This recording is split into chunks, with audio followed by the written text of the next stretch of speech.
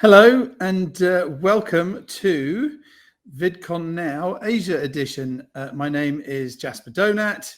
I have a new avatar name and I'm in Singapore. As you probably know, the Asian edition of VidCon Now is a regular look at all things around online media, entertainment, including platforms, communities, and the creators themselves. And this week we are going into the really exciting world of avatars. And we're going to be asking the question, are they a fad or are they fab? If you remember last year, Jim Louderback from VidCon interviewed a live avatar called Cookie at the VidCon Summit. And more avatars are now popping up all over the world, all over the place, all over the metaverse. Live shows in the metaverse, Travis Scott, Ariana Grande in Fortnite, 21 Pilots in Roblox. League of Legends have their own avatar, KDA, and they have recorded literally billions of views. And League of Legends self-produced Burn It Down video that was only released yesterday has already hit over 5 million views. Sorry, almost 5 million views on YouTube in the past 24 hours alone. Adidas also just launched a global ad campaign with an avatar called Ruby Gloom, and we'll be finding out a little bit more about that in a bit. Just last week as well, Fox in the US launched its alter ego show featuring an all-star judging cast, but backstage performers acting out as avatars. So we've got a video. I will admit that I may have borrowed this video from the internet, so the quality may not be perfect, but have a look at what's going on with alter ego. Tonight, unlikely singers from across America get a second chance to reinvent themselves and become the next generation superstar. What? Using state-of-the-art technology, contestants will perform backstage while their alter egos mimic every move and sound they make. While the judges have no idea of their true identity. I'm picturing all kinds of versions of what you may be, and they're all wrong. The sky is always open. For the first time in their lives, they will be judged solely on their talent. I have struggled with confidence my whole life. In real life, I'm a very shy person. This will give me an opportunity to show the world how I would like to be seen. These are people behind these alter egos, and they're living their dream. You feel it. This opportunity solidifies I am who I think I am, and I don't have to be afraid. So thank you to Fox and was that KRIV Houston for letting me borrow 60 seconds of your great promo. But that looks amazing, right? And giving artists who are not normally comfortable being in front of the camera, using their voices. So what a brilliant idea. So let's see how that goes. Also, to get in with the kids, as I said, I have my new avatar name for myself down below. And I hope that the probably hundreds of millions of people watching this show today understand what it means. But this is still a pretty new space, and most companies involved, and we're going to be looking at the business side of avatars today. Most companies are involved are pretty much startups or in startup mode. It's only a few short years old. So the start of something very exciting. So it's appropriate that we have two startups with us today at different stages in their development. So please, if you're out there in internet land, if you're a human being or an avatar, please do ask questions in the little box, and they'll be fed to me here, and I can ask Reggie and Scarlett as we go along. We're going to say hello to one of the best known faces in the Chinese live music world, Scarlett Lee, who has just launched a new division of her company. But first, we're going to say a very big VidCon hello to the co-founder of Club Media, an entertainment company developing compelling creative content and intellectual property that represents progressive Asian culture. Ladies and gentlemen, please say hello to Reggie. Reggie, hello. Who are you? Where are you in the world today? Hey, Jasper. Thank you for the introduction. I'm calling in from Melbourne. So yeah, as you said, I'm the co-founder of Club Media. Club Media is a company that's bridging culture and entertainment with emerging technologies. And we just last week launched a new division of the company called Avastar, which is a division that's dedicated to virtual talent management, and as well as a record label that's dedicated to virtual talent, and exploring all the possibilities that virtual talent, virtual avatars, whatever you like to call them, what it unlocks in the metaverse, in the physical world. And yeah, it's a very exciting milestone and step, having launched last week officially. So which areas are you looking to work in, and how? I mean, working with brands, working with traditional music. Tell us a little bit more about Avastar.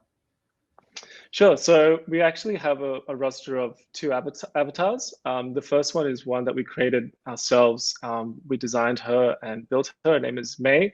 And we wanted her to reflect some of the struggles of Gen Z audience. So she's kind of this entity that's arrived in China, doesn't really know why she's there, who she is, what it's like to be human. And through social media, we kind of explore her growth and evolution as a human being, and eventually finding her voice as an entertainer and a singer. We also manage another avatar called Ruby, Ruby Gloom, who you mentioned earlier. So Ruby the avatar is actually a creation of a digital artist, her creator, called Ruby Chen. And Ruby's used her avatar as a way to, as almost like a superhero version of herself, where Ruby's a little bit more introverted in real life. Her avatar takes on this almost otherworldly confidence and freedom to express herself. And so as Avastar, we want to be able to sort of harness the power and creativity and freedom that avatars bring to entertainment, and explore them. It's still a really, really new space, and I think people are still trying to figure out what works and what doesn't. And we're really excited to be part of the ride. And yeah, from our side, we want to help these artists develop into the metaverse, into the physical world, working with brands, finding commercial opportunities, but then also unlocking this sort of creative potential. And when it comes to music, it's pretty obvious that there's a lot of sort of rigid constructs that the music industry almost enforces. If you want to be a pop star, you need to look a certain way. You need to engage with your audiences a certain way. You have to tour a certain way. With avatars, they can sort of alleviate some of these pressures and allow artists to have another option. Maybe they want to stay home more with their family. Maybe they don't want to tour as much. Maybe they want to express themselves differently, and not through their physical body, but through representation of themselves. And it's nothing new, I guess, to the music industry. We've seen artists like Daft Punk, Gorillaz, Slipknot, Kiss go out onto the stage, not as their birth names, but as a band or a representation of part of their identity. And yeah, we're going to be exploring that with our record label and management company, Avastar. So it really is an alter ego. It can be, yeah, it can be. I mean, it's kind of whatever you want it to be, really. It can be an extension of yourself. It can be something completely different. If you want your avatar to be female, but you're a male, like that's fine. If you want it to be purple, that's fine. I think that's the sort of beauty of these avatars, is that it is completely divorced from our physical reality. It can be whatever we want. And it's something it's not new, we live in a world that video games is absorbing every industry, whether it's Hollywood or the music industry or social media. And a lot of the gaming industry, you already kind of need to build an avatar, or you kind of get assigned an avatar when you play a game. So really, it's just a kind of extension of that moving into our sort of physical world. But the concept itself is, it's been there, it's sort of been done. We're just taking it to a new evolution. So we did mention earlier the Adidas campaign, and you mentioned Ruby Gloom, who actually appears in the new Adidas commercial. So we're going to run that now, and then come back and have a chat about how it was put together. So let's take a look at and let's meet Ruby Gloom. I've been walking down this path, but half my brain is missing. They try to tell me what I think is right, I'll never listen. Nothing in this world is real, so I keep my distance. I never get along strong, I don't need a system. I am weak, I don't speak, I don't show emotions. I don't bleed, I don't need no one this moment. I always face the world alone, going through my motions. They told me I had to die, now my soul is broken. I don't ever dream about the human no more. I don't need you no more. Oh, the pain is real, tell me what's for. So behind closed doors I'm screaming, but all the sorrows left to myself. I'm dreaming of leaving, I'm okay, go away, don't need your help. Half pushy, half flesh, no I ain't like the rest. You don't know what's in the stress, please don't follow my footsteps. I'm screaming, but all the sorrows left to myself.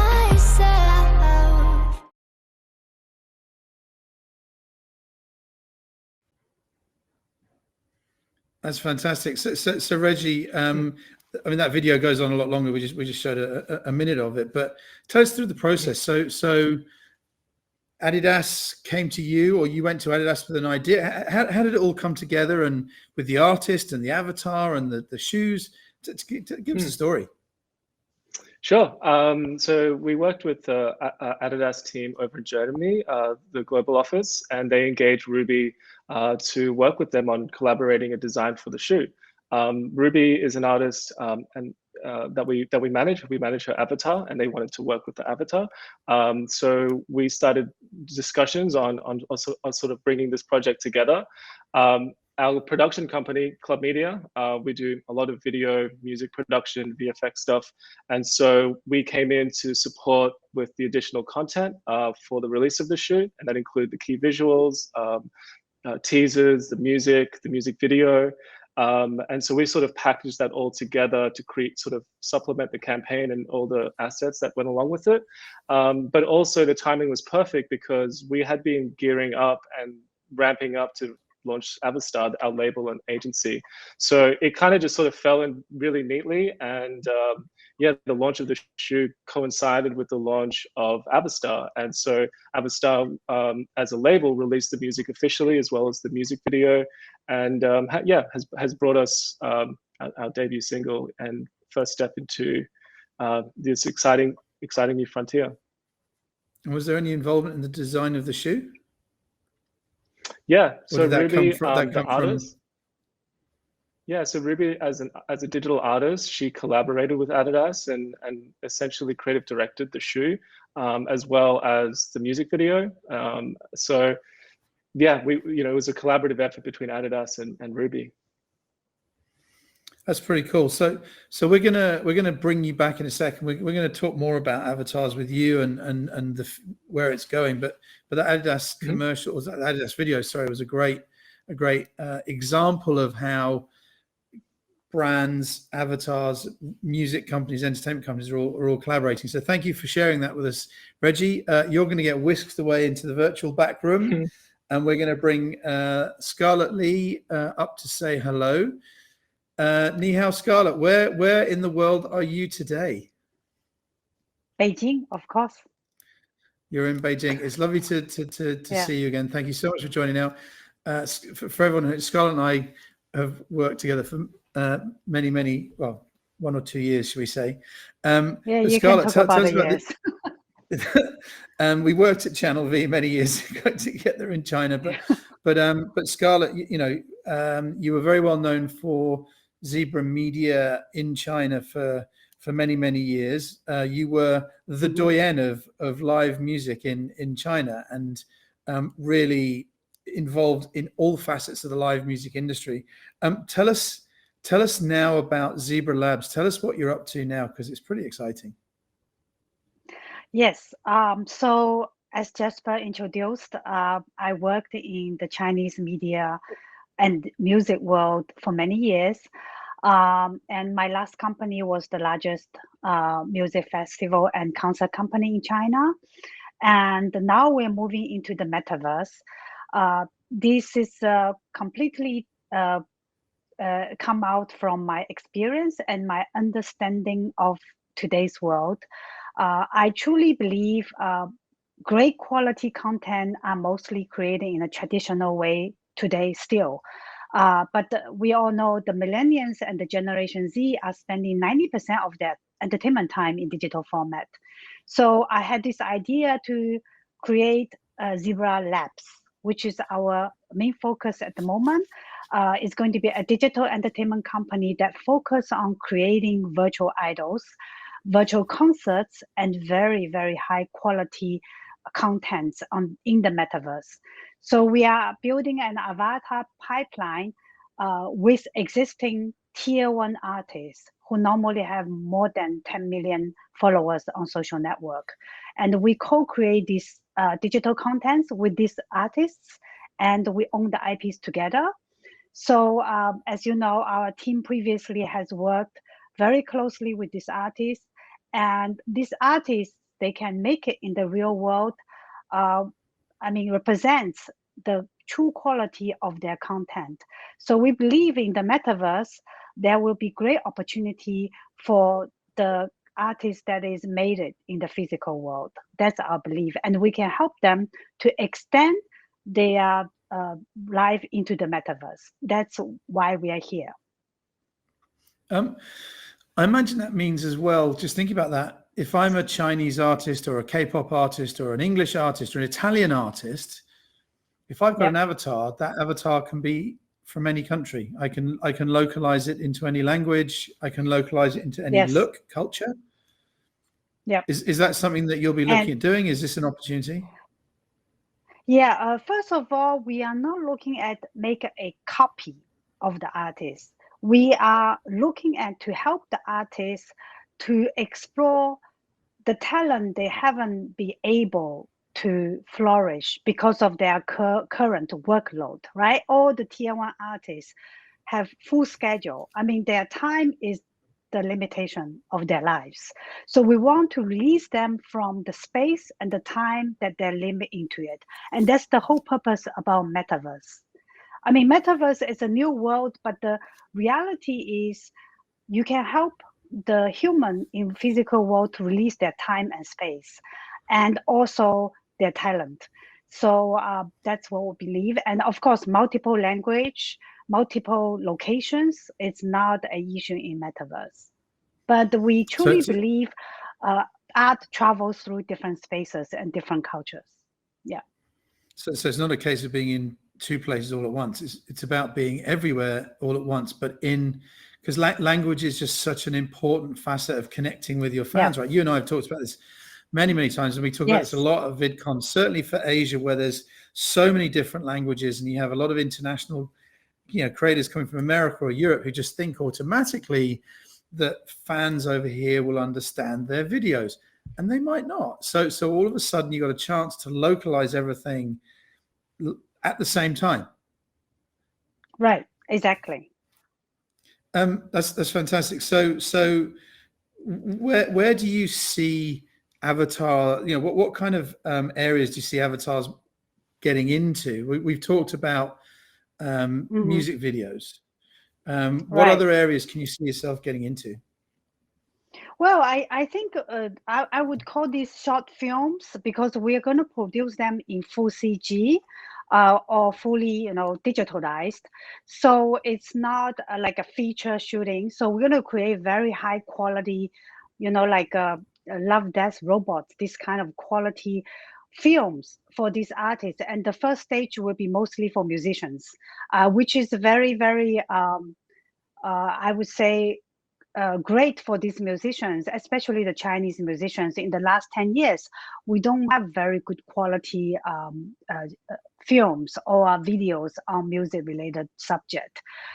So that's one thing. The other thing is, once you have a digital content, then it's very easily you can extend into games. So as you know, recently Ariana Grande had her concert inside Fortnite. We had The Weeknd had his digital concert with TikTok. So these are all in the metaverse version of concerts as well. And this really excites me, because I used to do physical concerts like the EDC, the Electronic Dance Carnival, Daisy Carnival in China. I mean, we have the best production in the world, but you are actually limited to a physical production. And now if you can do a virtual production, that'll be great. And especially the ones in the game, you can have immersive, interactive experience with the audience. So it really released the artist from current setting. I remember coming to see you at EDC in Zhuhai a few years ago. Do you think? I mean, this is a little bit away from the avatar conversation, but do you? And this is a conversation we've been having a lot recently about the live music industry and festivals versus online festivals. Do you think that the metaverse will replace the live experience? Well, in real life live experience. I think it can never be replaced because the real life experience is different from a virtual experience. I mean, they are both good. It's like today you still go to the cinema to watch I mean, The Matrix 4 is coming. You definitely will go to cinema to see it. You don't want to see it on a tablet, on a TV at home. So the experience of real physical life is different from the virtual concert. But the virtual concert bring you another different kind of experience and consumed in a different way. The physical festivals, you charge for tickets, drinks or whatever in the venue, but the virtual concert, like the Ariana Grande or the Marshmallow one with Epic, you can change your skin, you participate, you have different tours, you go to different rooms. So the monetization or the experience is very different. It's two different products, I would say that. It's an interesting debate that's gonna go on and on. And I apologize. I took us slightly off the subject of avatars. So Scarlett, your company is this division of your company is new. So we're going to wish you the very best of luck. We're going to bring Reggie back, and we're just going to have a little chat. Now, if there are any questions out there in internet land, please get them in, and I'll be fed them by magic from the team. So Reggie, welcome back. I'm gonna I guess the question is for any artists or creators who are out there, and Reggie, I'm going to ask this to you first. So I'm an artist, right? Let's say I'm an artist. I've got my new avatar name, but what next? I want to create an avatar. I want to release my avatar self, my alter, whether it's an alter ego or not. What's the process, Reggie? So I guess the next step is you need the sort of representation of yourself. What's great about avatars at the moment is that there's no better time to be looking into it. The technology has gotten to a consumer grade level where it's affordable. I think that's why we're seeing a huge boom in avatars, because it's actually affordable. The motion capture and facial capture technologies that were really, really expensive and almost sort of locked up for Hollywood and high productions are starting to become consumer grade. Now you can do facial capture with your iPhone. And because of that, it allows everyday consumers to create their own avatars and create their own virtual productions and then put that onto YouTube. So it's very, very similar to like music production and Ableton, and how we got that huge sort of, I guess, like wave of bedroom producers. And then next was, content creators and video. And when these technologies become consumer grade, the consumer can start exploring them and having fun with them. So, from a tech side, they can start, using apps, and there's heaps of websites that you can go and create your own avatar, whether it's on Steam or whether it's a place like Wolf 3D where you can literally create an avatar within seconds. There's so many cool places to just start experimenting and creating, and then really the rest is what do you want to say? What do you want to represent? Who is your audience? You still need a voice, you still need a personality. And I think that's still critical, because at the end of the day, you need your community, and you need your community through your voice and your perspective. So yeah, the rest of it's kind of traditional in a way, I guess. That's pretty good advice. And I guess what, Scarlett, could you see, and I know that both of you are, I mean, everyone's learning, right? You're both ahead of the curve for many of us. There's some really nice advice there on keeping your voice and keep your community. But what could you see as the pitfalls of avatars? What could be the a fault? What are the problems that our artists could get easily into? That you Scarlett. underestimate. I think the pitfall I would see is that you underestimate the kind of effort and consistency and persistency of the content you can create through these avatars. Whether it's avatar or your social media, you need to put an effort to make consistent content. Then a character will develop. So if anyone can create their own avatar now. I mean, you can use Unreal Engine, mocap, and then you can have an avatar. But then if you have an avatar just to show to your family and friends, it's fine. But if you want to make into a quality avatar with valuable content, consistent output of the content and the characteristic, and engaging your fans is very important, and it's not one man's work. It's a group work. So I would really see the virtual idol management is I would say it's a team of work to make it happen. Otherwise you're just running a social media on your own. And it sounds like, Scarlett, you need the same effort to build your avatar presence as you do to build a personal presence in social media, whether it's on YouTube or TikTok or whatever platform it is. The audience isn't going to come to you. You've got to go and find them and therefore be relevant to them. It's more effort than your real person in real life. It's more effort. Because it's a new environment. Mm-hmm. And you have to get used to the environment, and then you have create very strong characters, and then you have to think about the content every day, because the content creates the avatar. I mean, it forms the avatar itself. I mean, the avatar, once you have the design out there, it doesn't go live on its own, right? Yet, maybe in 5 years, AI will be enabled to do partial of that work. But today, it's still very much, you have to create the content consistently. And regularly, right? So I guess it's, I mean, it's fascinating. And I do really buy into this whole idea of localization and how your avatar can be relevant to someone in Zhuhai as they are in Rio, as they are in South Africa, as they are in London, right. It's at the same time. And that's something that many artists have struggled with the exception of the biggest, this language thing has always been the issue. So I think this is a fundamental opportunity and offering that the avatar world ends. So the avatar world offers. So look, I think the big question then, and Reggie, I'm going to start with you, and we'll finish with Scarlett. The final question of the session, because we're going to run short on time soon. But I know we're at the start of an adventure. But what's next? And what's still to come, Reggie? What's really exciting in Avatar world? I think that it's how it connects with the metaverse. So as Scarlett said, it's still a lot of work to create the content, even for the avatars that we manage and own. It takes a lot of planning and scheduling and production to get the content out.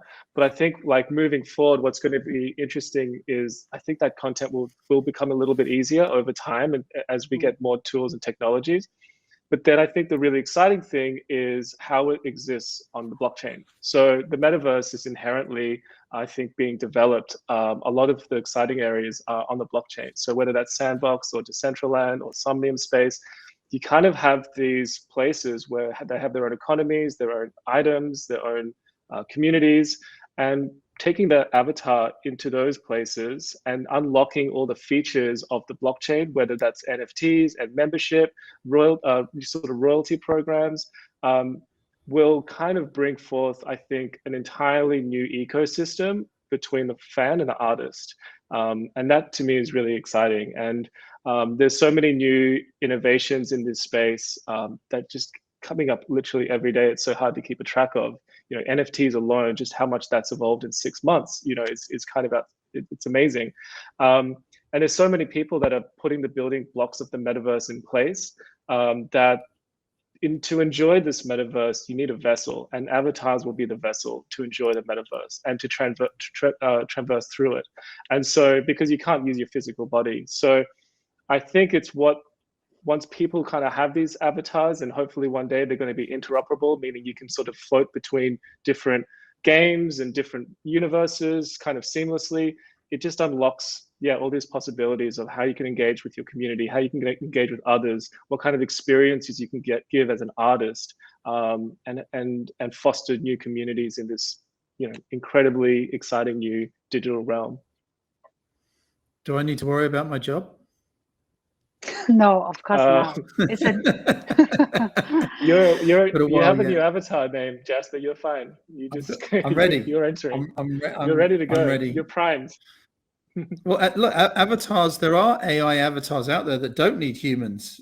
I mentioned Kooky, who, I'm Kooky's #1 fan. She's amazing, and anyone out there should look out for Kooky.ai, who is a brilliant piece of work where she's just in AI land and just chats away and talks to her audience. She was in a room for quite a while with another AI bot, and they just talked to each other continuously. It was absolutely fascinating. Slightly scary where it's all heading, but Scarlett, what's really exciting? I mean, obviously you've just set up your company. Why? What's coming next? What's really exciting for Zebra right now? Well, we have just signed up with one very famous celebrity in China, and I'm very excited because this particular musician is a great friend of mine for many years, and he is a great musician, but now he spends most of his time on variety shows. So I'm like, what happened to your music career? And he's like, let's do an avatar for it. I have no time. All my time has sucked into the TV show, and let's work on my music career. And he's also a great comedian. I love all the jokes he throw at me, and I'm like, okay, let's show that part of you. And he's super, super excited about this opportunity. So for me, this whole avatar or virtual idol or metaverse industry, it's like America got discovered when Columbus discovered America, right? So all the Europeans, some people decide to stay in Europe, but many people decide to move to America. And in that new land, you're going to find new opportunities and great opportunities, building the railway, finding the oil, mines. And there are huge opportunity over here. That's what excited about me, because this is a new land.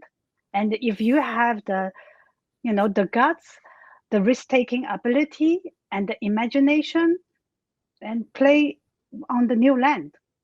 And it's a great opportunity for many artists in this new land.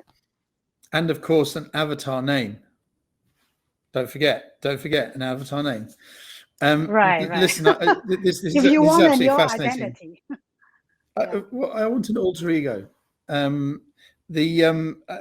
think this is going to be wonderful to see how this plays out, and I think this is going to play out very, very quickly.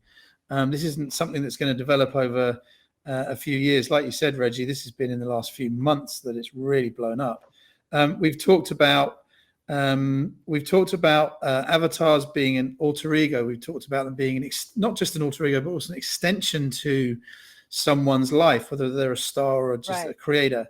They can be in more than two places at once. They can be everywhere at once, but in that, all importantly, in a local language. We talked about all the various genres they can get into: music, short films, games. It's still immersive and interactive. One of you said there's no better time than now to be getting into the avatar world, but also because for artists, it's become affordable. What was once upon a time, for Hollywood movies, it's now affordable. The advice you gave, though, how it was keep your voice to keep your community.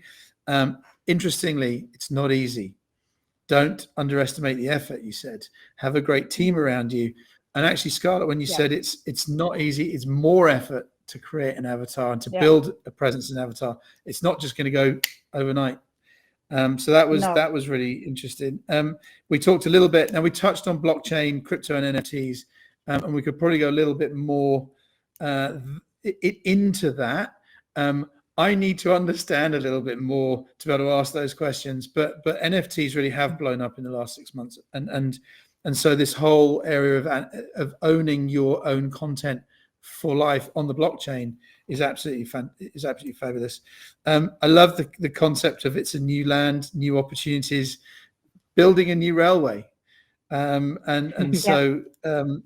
the answer to the question, the answer to the question, avatars, is it fad or is it fab? I think unequivocally the answer is it's fab.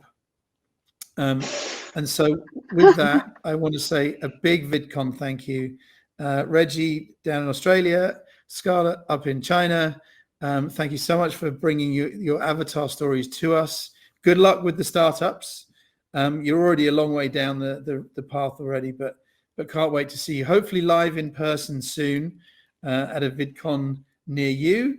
And with that, thank you so much. We will be back in a few weeks' time, hopefully talking about e-commerce and how a lot of creators are getting involved in the e-commerce world. But for now, thank you very much for spending your time with us.